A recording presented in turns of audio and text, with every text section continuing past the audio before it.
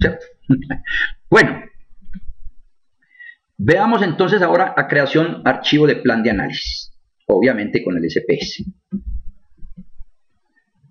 Ahí tenemos, entonces aquí lo que consiste son en unas especificaciones que hay que darle al software.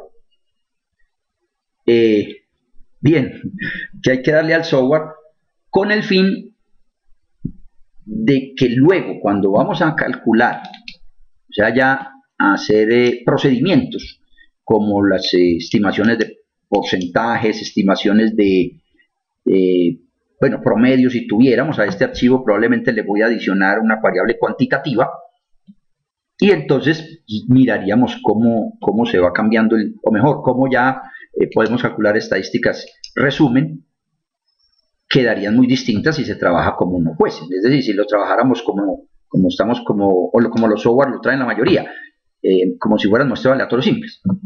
Entonces, el plan de análisis se requiere en este esquema, con el SPS, cosa que no tiene el otro software que me mencionaban la vez pasada. Pues bien, la ruta, como por acordarles, es el mismo tema de muestras complejas y ya estaríamos moviéndonos ya no en seleccionar muestra, sino en preparar para el análisis. Si bien de seleccionar muestra habían tres botoncitos, opciones, nosotros vimos dos, la tercera sale muy simple, pues en cualquier ejercicio lo hacemos para recordar. Entonces ya tenemos que iríamos por preparar el análisis, esto es un menú que tenemos. Luego nos dice cuál es el plan que usted tiene. Pues el plan está originado en el mismo diseño cuando extrajimos la muestra. Nosotros hicimos fue estratificado por dependencia.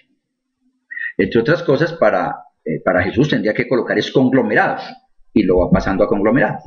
Pero hay algo adicional que no habíamos trabajado antes y es las ponderaciones muestrales. Ya tenemos, las ponderaciones fueron precisamente lo que cuando diseñamos la selección de la muestra, él nos creó probabilidades de inclusión y luego nos halló los inversos, o sea, cuánto es el peso de cada persona en la muestra para representarse. Entonces, esa es la columna nueva, lo que hay que entrar, o sea, la variable ponderación muestral, hay que entrarle esa variable que él creó. Ahora, puede suceder, y de hecho eso también es muy usual, que nos toque a nosotros hacer el análisis de un muestreo elaborado con otro software o diseñado con otros, con otro software o con otros apoyos. Pues si lo vamos a hacer por acá, nosotros nos toca calcular esas ponderaciones, que ya habíamos dicho cómo se hace manual y tenemos la formulita por ahí también. Y se puede volver a hacer otro, si es del caso. Pero lo único cierto es que se necesita ese factor. Y lo podemos construir si no lo hemos hecho la primera parte con este software. Pues bien, ya tenemos entonces estas ponderaciones, o si no las tenemos que calcular, construir. Luego, ¿qué nos piden? Otra vez, cuáles son las unidades que voy a trabajar, tamaños poblacionales o las probabilidades de inclusión. Ambas las tenemos. Ya eso lo voy a mostrar más en compartiendo escritorio. Para este ejemplo lo hice entrando los n's, o sea, los tamaños poblacionales y valores desiguales, porque recuerden que para cada dependencia los n serían distintos. Ahora, si para digamos que los conglomerados, si fuera conglomerado, o los estratos fueran muy similares en cuanto a su número, bueno, uno podría pensar que los grupos escolares, de hecho, la misma universidad los limita y están por los lados de 40 en algunas instituciones, en fin, y algunos se retiran, otros, en fin, pero unas con otras no son muy heterogéneos. Entonces uno podría decir, voy a un valor fijo, sáqueme 20, por decir algo, 10 o 15, en fin, lo que fuese. Pero lo que quiero decir es de que depende de cada caso, también puedo decirles un número fijo. Pues bien, ya luego sigue lo bueno. Miras, todo ha sido bueno, me parece. Ya después entonces viene el tema de...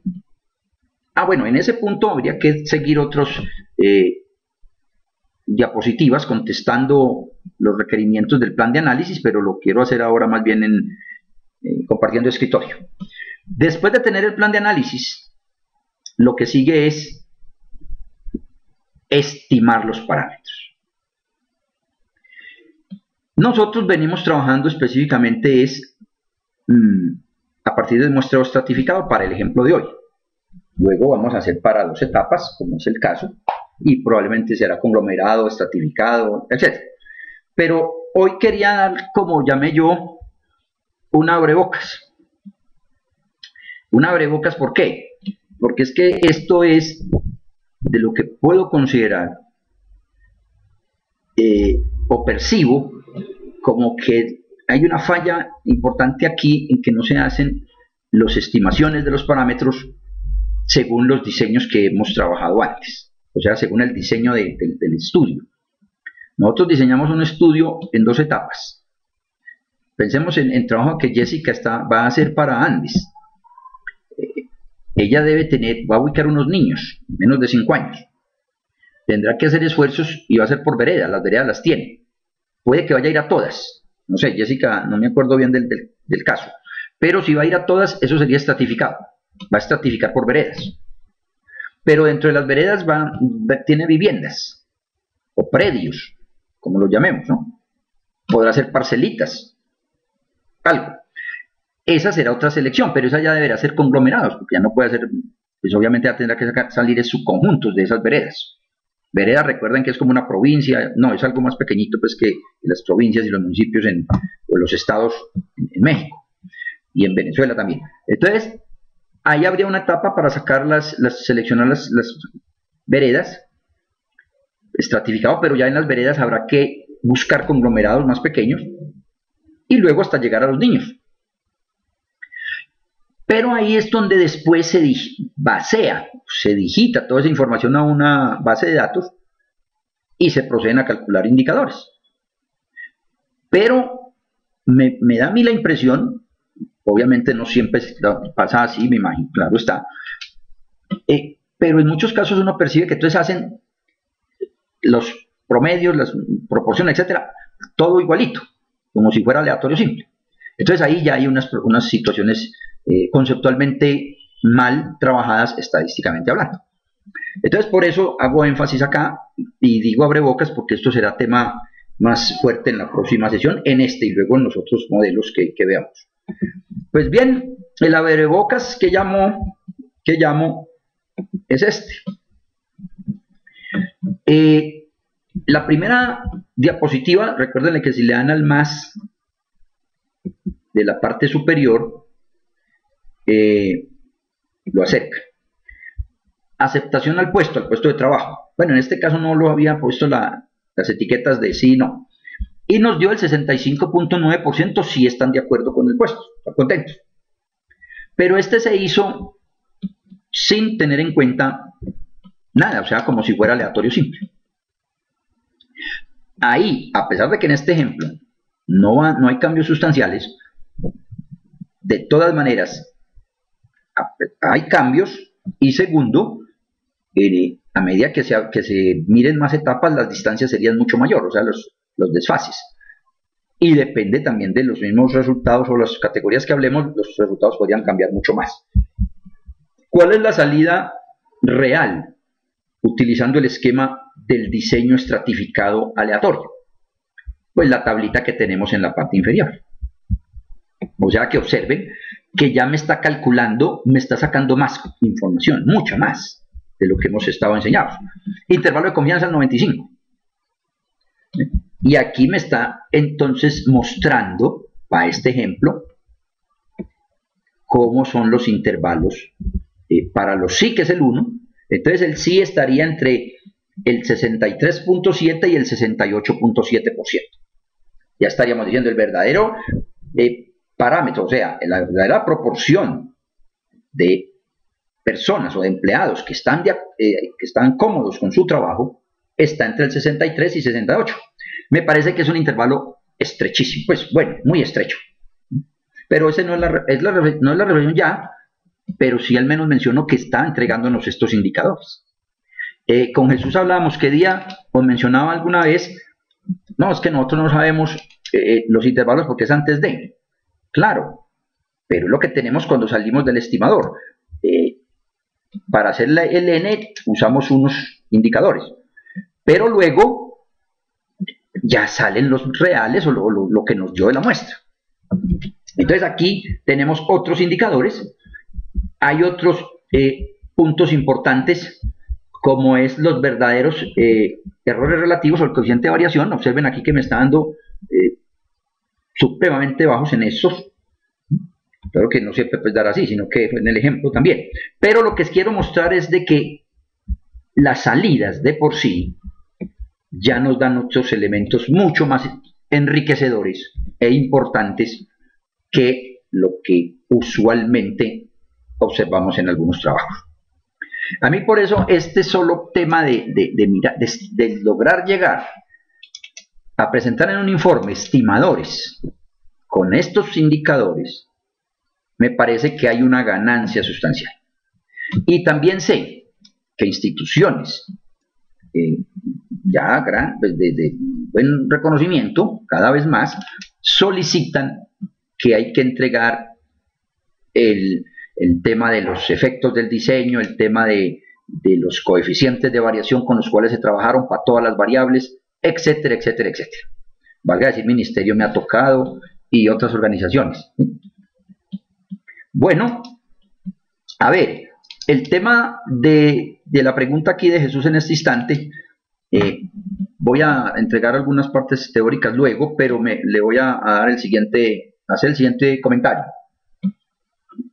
Recuerden que el efecto del diseño parte de la unidad, o como base de interpretación es la unidad, o sea, el 1.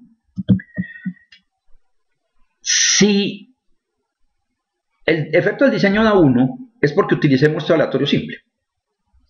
Y se demuestra pues en muchos ejemplos.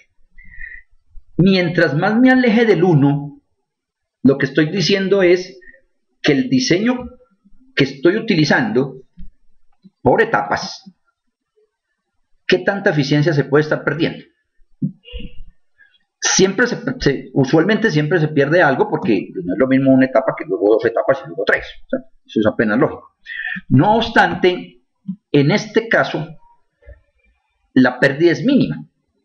Es que no está, digamos que estadísticamente hablando, la raíz cuadrada, que es uno de los indicadores, o el mismo efecto que es 1.1, después veremos cuál es la diferencia de ambos, realmente es muy poco la pérdida de eficiencia utilizando el muestreo estratificado en este caso. Pudo ser por los n grandes, pues porque al final llegamos a un n grande, pero lo que puedo decirle aquí en grosso modo, recuerda, si el efecto del diseño se me mueve a 1.5, lo que estaríamos diciendo es que hubo una pérdida digamos, de eficiencia en el diseño con el estratificado de un 50%, o que se requeriría una muestra mayor, requeriría una muestra de un 50% más para equilibrar al otro diseño, cosa que nunca se hará en la realidad, pues. Lo cierto del caso es que un efecto de diseño cercano al 1, como estos que hay ahí, realmente lo que está diciendo es que la eficiencia que uno perdió fue casi nada, y por lo tanto estaría siendo realmente eficiente, porque uno lo que pierde de alguna manera en lo que se llama eficiencia, pues comparar un modelo aleatorio con el estratificado, pues se gana porque muy seguramente el tamaño de muestra pudo haberse hecho mayor en este caso estratificado, y se logra que esa muestra, la muestra se logra a costos menores. ¿Por qué a costos menores? Porque lo que usted está yendo es muy concentrado ya. Esta es una segmentación prácticamente. Por lo tanto, es mucho más económico en logística y por donde lo mire que usted hacer un muestreo aleatorio simple completo, pues, teniendo su marco muestral. Eso es el tema que se hará discusión también posteriormente. Entonces ahí tenemos pues una parte conceptual que quería trabajar hoy, y ahora lo vamos a hacer en el SPSS. Bueno, no, si hay efectos de diseño muy altos, realmente no, digamos que del diseño que se trabajó, o al menos cuando ya se ejecutó, porque esto ya sale a posteriori, realmente hay una pérdida de eficiencia, y que probablemente se hubiese requerido muestra mayor. Pero eso, de ahí que se solicite también en los informes, para mirar, no que tengan que hacer el estudio, ¿no? Que olvídense que son a nivel nacional en la mayoría o a nivel departamental, pero que vamos yendo por etapas, son supremamente costosos. Yo no diría que se hizo una mala planeación necesariamente, porque es que una cosa es la planeación y otra cosa es en campo qué tanto logramos ubicar. Lo que uno piensa de coger 20 manzanas y cuando va al campo no existen las 20 manzanas, sino que hay nada más 18. Ya hay una pérdida ahí de información importante. Y de esas 18 manzanas probablemente el dato que se tenía era de tantas viviendas y en últimas no habían tantas viviendas. Es decir, son situaciones que se pasan en la realidad en estos casos, bueno, en todos. El tema es que si eso sucede, entonces al menos tener una estimación de qué tanto se perdió. No quedar como en el limbo o quedar como hoy en muchos casos que se piensa que entonces la confiabilidad inicial es la que se tiene y la que se dijo desde un principio que fue un 95 con un error del 5, después de un poco de maromas y un poco de cosas, pensar que siguió siendo el 95 con el 5. No, al menos es llegar a saberse que todo tiene unos costos y que al final probablemente el error no fue del 5 sino fue de un 8. Ahora, puede perderse la validez del estudio en términos de algunas variables, porque eso también es cierto. Es como uno selecciona una variable como eje para las muestras, esa variable que uno toma entre los criterios que estaban inicialmente para precisamente seleccionarse, muy seguramente es la principal del estudio o entre las principales. Pero habrán muchas otras que ese n van a estar sobrados. El n que uno toma va a estar sobrado, va a estar mucho más, no necesitaría tanto n para preguntar por la edad, por ejemplo, si estamos hablando de escolares. Es que la edad no va a cambiar mayor cosa, es muy homogénea. Entonces, con certeza ahí el efecto del diseño va a quedar muy parecido al 1, o 1 punto tanto. O sea que ahí lo que estamos detectando es que van a haber algunas variables que probablemente puedan perder esa confiabilidad inicial o seguramente se va a hacer mayor de lo que se pensaba. Eso sí es cierto. Por eso antes uno se trata de cubrir en ir paso a paso y en tener los marcos muestrales tan bien trabajados y las estimaciones. Pero eso sí sucede. Pero sucede también en algunas, no en todas, porque a no ser, pues, si pasa en todas es que el desastre ahí sí fue, pues no nos contestó la mayoría o otro tipo de situaciones. Pero lo relevante del caso en últimas es que también se supo eso. Porque hoy por hoy en mucho trabajo uno como que no sabe, se hizo eso y no se supo ni los problemas que hubo y al final le entregan los informes con un promedio, una desviación, etcétera, etcétera, y todo como tan tranquilo. Esos son puntos que yo hago aquí un llamado en términos de ser críticos, constructivos y obviamente leer más y leer más, porque esto es de eso, de ir leyendo y ir practicando. Bueno, vamos a ir a hacer el tema con el SPS ya en vivo, digámoslo de alguna manera. Entonces,